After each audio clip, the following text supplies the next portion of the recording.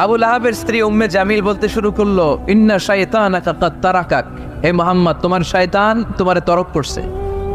নাউজুবিল্লাহ পড়েন। শয়তান দ্বারা উম্মে জামিল সাইয়েদনা জিবরাইল আলাইহিস সালামকে বুঝিয়েছেন। তিনি বুঝিয়েছেন যে মুহাম্মদ, জিবরাইল তোমার কাছে আসে না, শেষ, তোমার দিন শেষ, তোমার খেলা শেষ, আর আসবে না। রাসূল সাল্লাল্লাহু আলাইহি ওয়াসাল্লাম নিজেও ভয় পেয়ে গেলেন। ঘটনা কি? আমার কোনো ভুল হচ্ছে না তো? আমি কোনো অন্যায় করে ফেললাম না তো? আল্লাহ আমার উপর নাখোশ হলেন না তো? আমরাও মাঝে মাঝে এরকম ফ্রাস্ট্রেশনে ভুগি না? কিরে, আল্লাহ বোধহয় আমারে পছন্দ করে না, এত দোয়া করি, আল্লাহ মনে হয় আমার দোয়া কবুল করে না, আল্লাহ মনে হয় আমারে চায় না, আল্লাহ মনে হয় আমারে ভালোবাসে না। তা না হলে আমার দোয়া কবুল হয় না কেন? আমি এত দুঃখী কেন?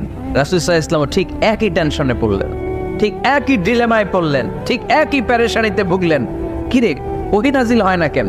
আমাকে নিয়ে কাফির মুশরিকরা, বেদীনরা